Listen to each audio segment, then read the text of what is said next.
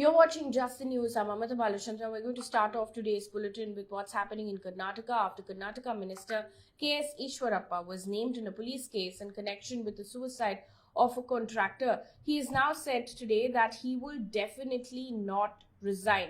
Now, 37-year-old Santosh Patil was found dead on Tuesday morning at a lodge in Udupi. In messages to his friends and others, he had said that the minister was to be blamed for his death. Now, in his note, he has named State Minister K.S. Ishwarappa and accused him of demanding commission for road construction. To this, there was a comment that came in from the minister himself who said, who questioned, in fact, how a WhatsApp message could be treated as a death note and said that it could be typed by anybody. Now, the FIR filed on a complaint by Santosh Patil's brother accused the minister of driving him to suicide and labels him as accused number one. Now, this morning, Chief Minister Basavaraj Bommai has said that he would discuss the case one-on-one with Mr. Ishwarappa first. A Congress delegation is now calling for Mr. Ishwarappa's ouster from the cabinet. Trigger warning for people who are watching right now. The next piece of information is extremely disturbing. It comes in from West Bengal. The Calcutta High Court on Tuesday ordered a CBI inquiry into the alleged gang rape and murder of a 14-year-old in West Bengal's Nadia district. The 14-year-old was allegedly gang raped at a birthday party organized by Braja Gopal Gwala, the son of a local TMC leader. In a police complaint lodged on the 10th of April, the family has said that the girl started to bleed profusely after the party and died a day later, which is on the 5th of April. Now, 2 people, including Rajagopal, have been arrested so far. In the meantime, the NCW has yesterday hit out at West Bengal Chief Minister Mamata Banerjee over her recent statement on this particular case. Now, Mamata Banerjee has said, and I quote, "The police are yet to understand the cause of the death. I have asked them, will you call it rape or was she pregnant? Was it the fallout of a love affair? Have you inquired about these? This is an unfortunate incident." End quote. Now, a 2-member team of NCPCR will also visit the family of the minor girl. Moving on now, Bombay High Court has today dismissed pleas filed by Elga Parishad accused Varavara, who had sought for permanent medical bail. However, the Bombay High Court, while dismissing that plea, has extended the interim bail granted to Rao by 3 months to undergo cataract surgery. Now, Mr. Rao had sought permission to shift to Hyderabad, citing ill health and high expenses as well in Mumbai. Now, senior advocate as well in Mumbai. Rao's condition is worsening due to Parkinson's disease.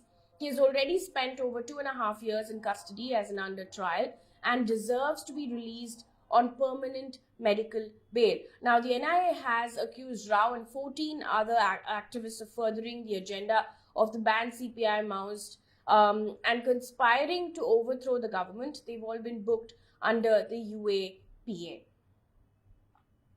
Moving on now, Delhi High Court has granted bail to 8 people who were arrested in connection with vandalism and violence outside Chief Minister Arvind Kejriwal's house. On March 30th, to give you a background, protesters led by BJP Yuva Morcha National President and MP Tejasvi Surya were protesting outside Mr. Kejriwal's house for his remarks against the movie The Kashmir Files. Now, Tejasvi Surya was later detained but released. The others were arrested on the 31st of March. Now, the University Grants Commission has announced that students can pursue 2 full-time academic programs in physical mode simultaneously. Now, earlier it was not possible and students could only pursue 1 full-time degree along with online or short-term or diploma courses. According to the new rules, students can now pursue 2 master programs, 2 bachelor's programs, or can either choose a combination of a diploma program and an undergraduate degree simultaneously. Now, the only condition here is that the class timing for both the programs should not clash. Also, PhD and MPhil are not included in this. Meanwhile, India has started its Quad vaccine initiative. Under this, the Indian ambassador to Cambodia, along with representatives from the embassies of Australia, Japan, and the US to Cambodia, jointly handed over a consignment of 3.25 lakh doses of Covishield vaccines to the Prime Minister of Cambodia. Now, according to MEA, India is set to donate 5 lakh doses of COVID vaccines to the Indo-Pacific under the Quad Vaccine Initiative. In an update now, in the Haridwar hate speech case, the Supreme Court has sought a status report from the Uttarakhand government on the FIRs registered in connection with the Dharam Sansad that took place in Haridwar. Now, the hate speeches were delivered at this Dharam Sansad in a matter of two events that were held between 17th and 19th of December 2021 in Haridwar and Delhi. Now, these are fresh petitions that have been filed by a Delhi resident and a senior advocate who have alleged that the authorities in Delhi and Uttarakhand have shown laxity in dealing with this case. Yati Narsinghanand is one of the main accused in this case. He's out on bail, but there are other controversial remarks after he was out on bail that's been made by him as well. An update on the Jharkhand ropeway accident. 3 people have died in this one accident. Extremely tragic news coming in from Jharkhand, where 12 people were also injured. The Disaster Management Minister, Bana Gupta, has admitted today that there have been some lapses with regards to this accident, which claimed 3 lives. This comes after BJP MP Deepak Prakash has blamed the Jharkhand government for the Deoghar cable car mishap. Now, Bana Gupta has assured that stringent action, however, will be taken after the investigation of the incident. The Chief Minister of Jharkhand has also ordered a high-level probe. Meanwhile, the CBI have taken over 5 cases against former Mumbai Police Commissioner Parambir Singh from the Maharashtra Police. Mr. Singh has been accused in an extortion case.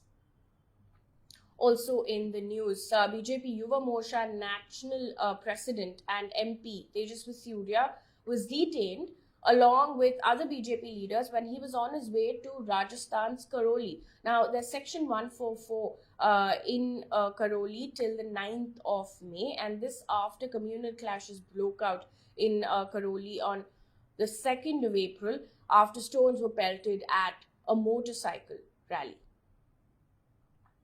Meanwhile, days after Amit Shah's remark on learning Hindi, Tamil Nadu BJP leader K. Annamalai has said that the state unit of the party will not allow the imposition of Hindi in the state. He has said, and I quote, "If we require for work, education or other purposes, we can learn Hindi, but it cannot be imposed. None of us here, including me, speaks Hindi. There is no situation there as such that we have to learn a language to prove that we are Indians," end quote. Now, Home Minister Amit Shah had said that Hindi should be accepted as an alternative to English and not to local languages. This was a clarification that had come in from the Home Minister. Moving on to business news right now, the World Bank has cut its economic growth forecast for India and the whole of South Asian region due to rising inflation risks caused by the Ukraine crisis. Now, it has slashed India's GDP forecast to 8% from 8.7% for the current fiscal year to March 2023. Now, the World Bank has said in India, household consumption will be constrained by the incomplete recovery of the labor market from the pandemic and the inflationary pressures. Moving on to international news right now, starting off with the Brooklyn subway shooting case. There's an update that's coming in this one case. New York City police have identified Frank James as a suspect in the Brooklyn subway shooting case. Now, 23 people were injured after a gunman fired a barrage of at least 33 bullets in a rush hour Manhattan-bound subway train.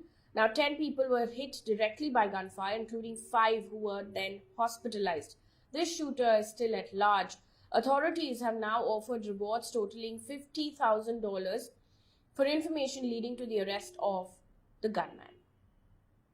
On to Sri Lanka's economic crisis right now. According to Reuters, which has quoted sources, India is willing to provide another $2 billion in financial assistance to Sri Lanka India is keen to reduce China's influence in Sri Lanka through financial humanitarian support. And this is what the Reuters report says.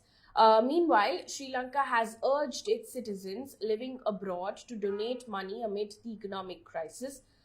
Sri Lanka's Prime Minister Mahinda Rajapaksa has also said that he's ready to speak with those who've been protesting against the government. In fact, in a statement that he had made on Tuesday, he said and asked people to maintain calm, to not protest, and that his government was working round the clock. Over the last couple of days, we've seen protests in Sri Lanka over the shortage of fuel. There have been power cuts, long power cuts. In fact, 13-hour long power cuts is what we heard of. And it's been reeling under severe economic crisis. It's worst since its independence. To know really why the economic crisis happened, there's a video that we have put out. Do take a look at it and give us feedback, and also tell us what other whole stories you need, and we will work on that as well. Moving on now, it's day 49 of Russia's invasion in Ukraine. Russia has claimed that 1,026 Ukrainian soldiers have surrendered in the port city of Mariupol. Now, Mariupol is a strategic city for Russia, and so far it's one of the worst affected cities as well in Ukraine. A top advisor, however, to Ukrainian President Zelensky has said that the city is still standing and the Marines have joined another battalion. The mayor of Mariupol has said that over 21,000 civilians have been killed in the southern city and 1 lakh are still awaiting evacuation. In the meantime, Russia's Kremlin has said that it categorically disagrees with US President Joe Biden's description of Russian invasion of Ukraine as genocide. One piece of good news before we wrap things up here on this bulletin. This comes in from Thiruvananthapuram. The Thiruvananthapuram District Panchayat has, for the third time, won the Deen Dayal Upadhyay National Award for the best performance in the Best District Panchayat category. Now, the District Panchayat has also bagged the state government's Swaraj Trophy for the best performer 4 times. That brings us to the end of this bulletin. Thank you so much for watching. Good night.